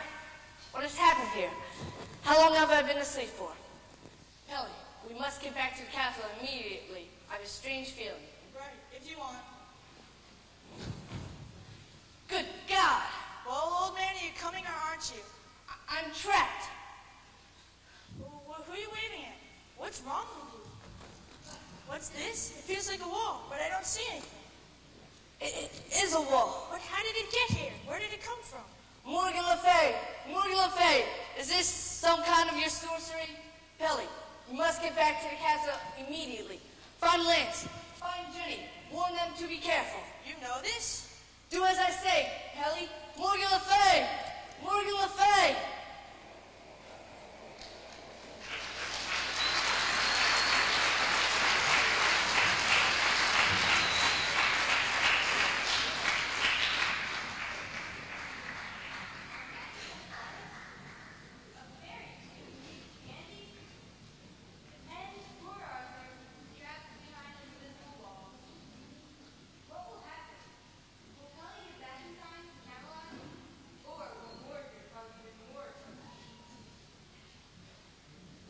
What does Arthur know? Oh, please be careful, Guinevere. Please be alert, Lancelot. Mordred is planning an evil deed.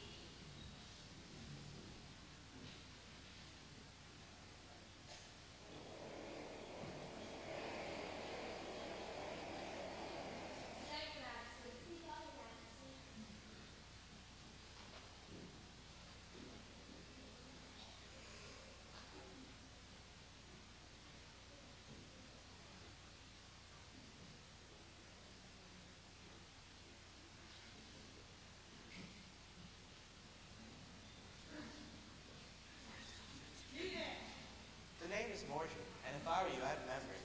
Well, I'm not new, and I intend to forget it. Where's Lancelot? Lancelot, now where would you expect to find him this time of night? I looked in the chapel. He wasn't there. Has the queen retired for the night? I believe so. Look here, whoever you are. I don't know what slushes through that swampy little mind of yours, but when the king is away, I am in charge of this palace. And I'm a non-believer in all that civil law nonsense. Make one false move and you'll see yourself in front of the jury in 2 seconds. Bring your head in myself. Pelly, Oh, wouldn't I? in a little while, I shall be king of this castle. And after that, gentlemen, the kingdom.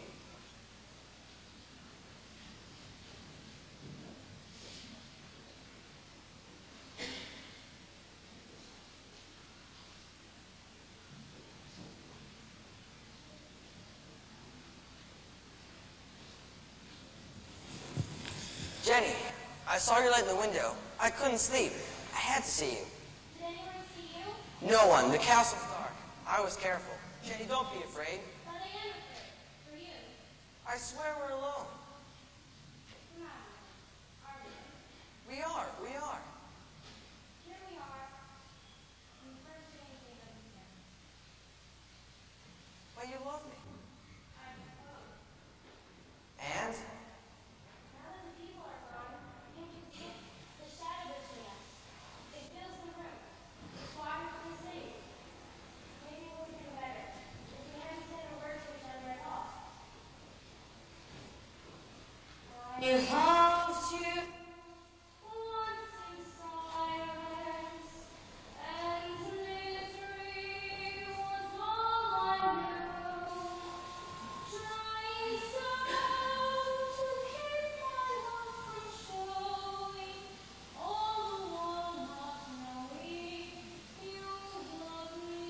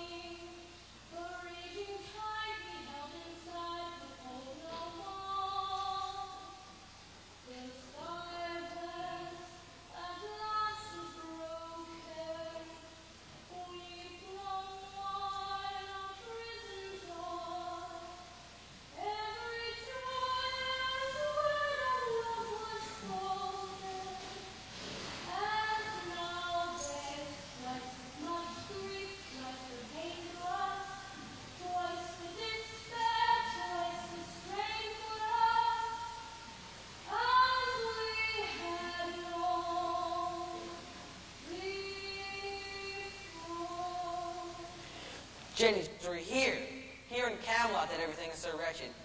Jenny, come away with me to Joy's card. Let us have it open and above the board at last.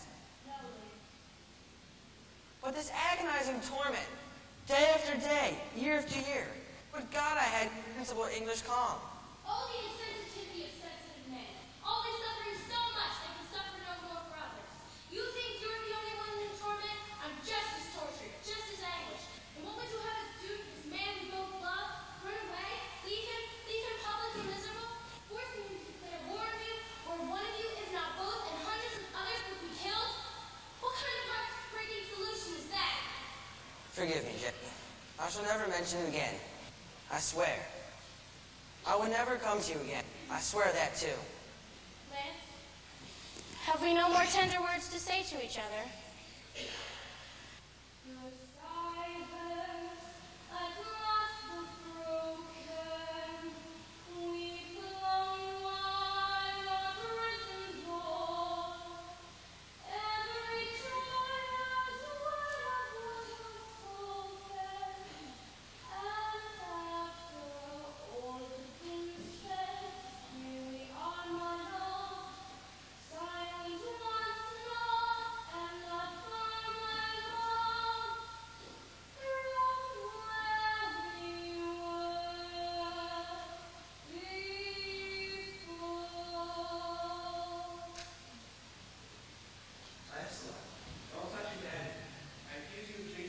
You both to stand trial for your crime.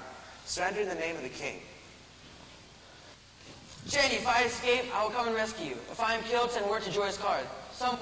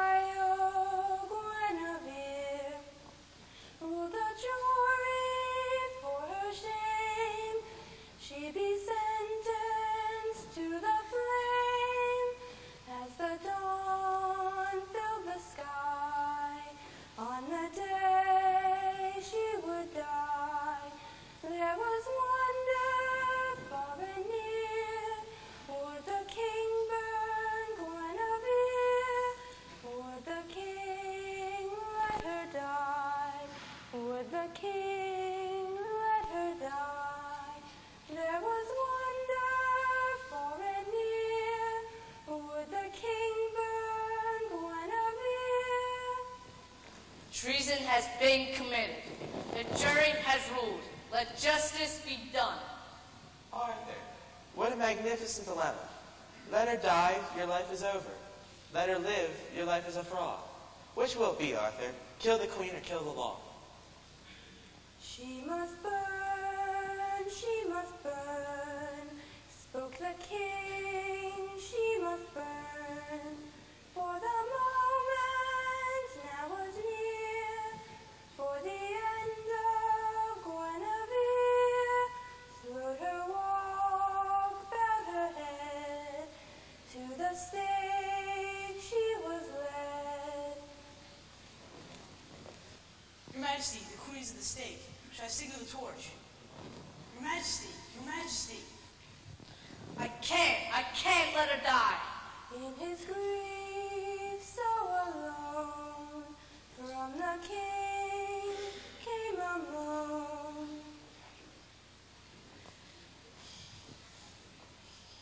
I can't let her die. Well, you're human after all, aren't you? Human and helpless. Then suddenly earth and sky were dazed by a pounding roar, and suddenly through the dawn an army began to roar. And lo, above the army, holding aloft his spear, King Lancelot to save his dear Guinevere. Save her,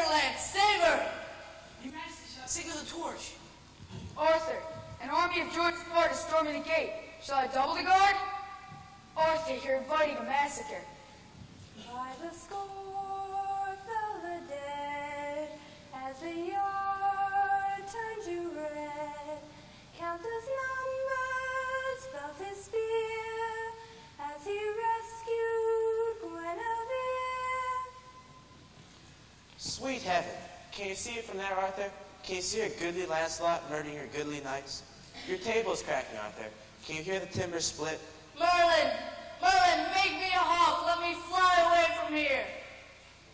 In that dark, in that gloom, more than love met its doom. In the dying candle's gleam, came the sundown of a dream. Merlin! Merlin! What a failure you are, Arthur. How did you think you could survive without being as ruthless as I?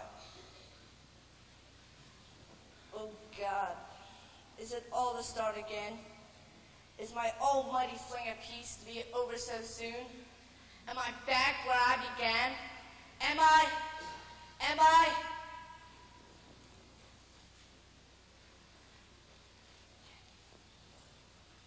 Guinevere, Guinevere, in that dim, mournful year, saw the man she held most dear, go to war for Guinevere, Guinevere, Guinevere, Guinevere, Guinevere, saw the man she held most dear, go to war for Guinevere, Guinevere, Guinevere, Guinevere.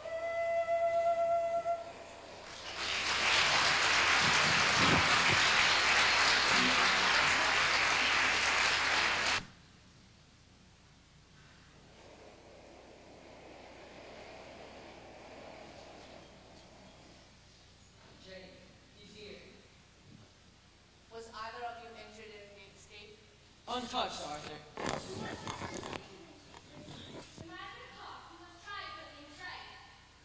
This battle will do terrible things to the table, Arthur. We must stop it before it begins. At the stake? No. I won't let you back. I shan't let you return. For what end? Justice? They've forgotten justice. They want revenge. Revenge, the most worthless of causes. It's too late, Lance. The table is dead. It exists no more. What? Over half the knights were killed in the yard. Mordred has fled to Orkney, taking some with him. I suppose to build an army against me. The other knights are waiting in their tents, itching for dawn, cheerful to be at battle. It's those old uncivilized days come back, those dreadful days we tried to put to sleep forever. It is your wish, Arthur, that this dread battle go on? No, it's not my wish, Lance, but I can think no longer of what to do, or ride the tide of events. Oh, what a blight thinking is. How I wish I never tried to think at all. All we've been through, for nothing but an idea.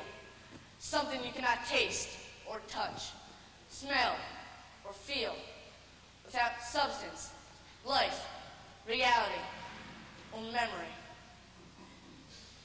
The charade begins soon. You must go back to Joy's guard. Jenny is not with me at Joyous Guard, Arthur. She stays with the Holy Sisters. Is there nothing to be done? Nothing. But play out the game and leave the decisions to God. You must go.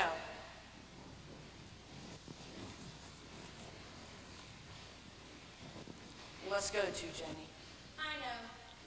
So often in the past, Arthur, I would look in your eyes and find forgiveness. Perhaps one day in the future, it'll be there again. But I won't know it. I won't be with you. Oh, Arthur. Arthur, I see what I wanted to see. Goodbye, my love. My dearest love. Who's there? Who's there? Come out, I say. Forgive me, Your Majesty. I was searching for the sergeant arms and got lost. I didn't wish to disturb you. Who did you come from? You ought to be in bed. Are you a page? I stood away on one of the boats, Your Majesty. I came to fight for the Round Table. I'm very good with bow. And do you think you will kill people with this bow of yours? Yes, my lord, a great many are dead. Suppose they kill you. Then I shall be dead. But I don't intend to be dead. I intend to be a knight. A knight? Yes, my lord, of the Round Table. And when did you decide upon this non-existent career? Was your village protected by knights when you were a boy? Was your mother rescued by a knight? Did your father serve as a knight? I had never seen a knight until I stood away, Your Majesty. I only know of them. Stories people tell. From the stories people tell, you wish to be a knight. And just what do you think you know of knights in the Round Table? I know everything. Might for right for right. Justice for all. A round table where every knight would sit. Everything. Come here, my boy. Tell me your name. It is Tom, my lord. And where is your home? In Warwick, my lord. Then listen to me, Tom of Warwick. You will not fight in this battle, do you hear? You return to your home in England, to grow up and to grow old, and you remember what I, the king, tell you. Yes, my lord. And for as long as you live, you remember what I, the king, tell you, and follow my commands. Yes, my lord. Each evening from December to December, before you drift to sleep upon your cot, think back on all the tales that you remember of Camelot. Ask every person if he's heard the story, and tell it strong and clear if he has not, that once there was a fleeting wisp of glory called Camelot. Camelot, Camelot. Now say it out with love and joy. Camelot? Camelot? Yes, Camelot, my boy. Where once it never rained till after sundown. By 8 the morning fog had flown. Don't let it be forgot that once there was a spot for one brief shining moment that was known as Camelot. Give me the sword, Pelly. Kneel, Tom, kneel. With this sword Excalibur, I knight you Sir Tom of Warwick. I command you to return home and carry out my orders. Yes, my lord. What are you doing, Arthur? You have a battle to fight. Battle? I've won my battle. Here is my victory. What we did will be remembered, Pelly. You'll see. Now run, Sir Tom, behind the lines. Yes, my lord. Who is that, Arthur? One of what we all are, Pelly. Listen to drop in the great blue motion of the sunlit sea. But it seems that some of the drops sparkle, Pelly. Some of them do sparkle. Run, boy!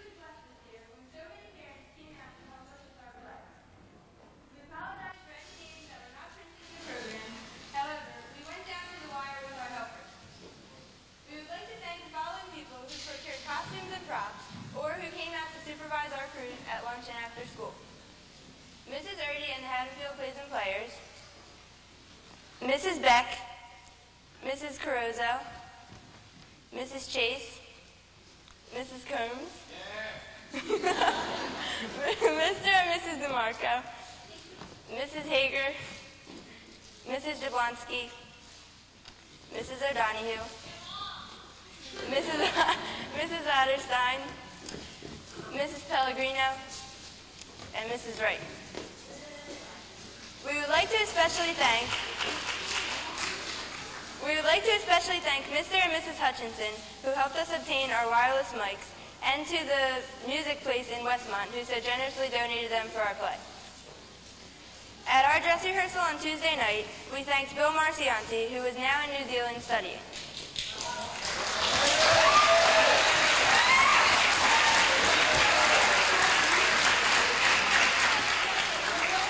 Bill came every day and helped us with our set designs and timing. We would also like to thank Frank Marcianti, who so generously came to help us with our sound system.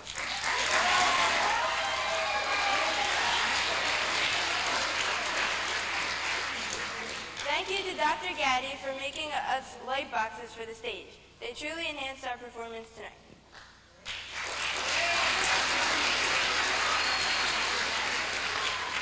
And finally, we owe an enormous thank you to Mrs. Marcianti. She too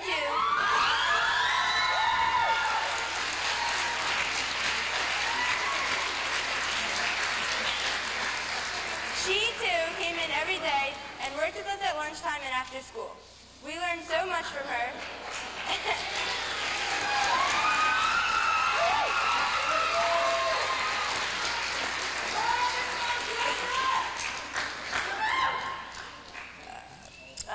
We learned so much from her, and we know that this play would not have happened if it were not for her guidance and instruction. She told us this was a labor of love, but we want her to know that we love her for all she has done for us. And as our last proclamation from Camelot, the entire 8th grade class would like to express our gratitude to our wonderful director, Mrs. Link.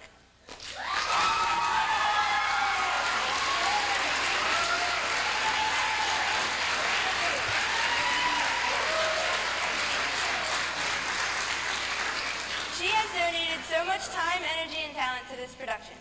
Thank you to all of you. We really, really appreciate it.